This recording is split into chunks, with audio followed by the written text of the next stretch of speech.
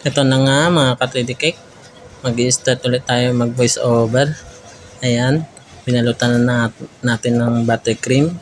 Tapos ano siya, may blue na buttercream design sa baba. Ayan, ganyan sa mga ka-3D Cake. Ayan yung design niya. Tapos yung parang shiny na candy.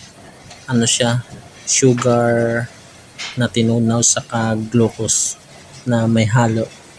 Tapos ayun, ganun gagawin para tumigas. Mamaya makikita niyo kung saan yung ilalagay na design yan.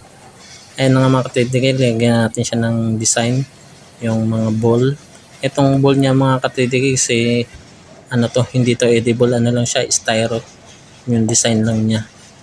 Styrofoam lang siya na binalutan natin ng fondant. Ayan.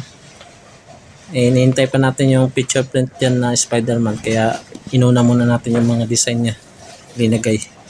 Mas maganda sana yung yung picture na yung inuuna kasi wala pa yan. Dumating na yung nag-print ng sugar print na picture.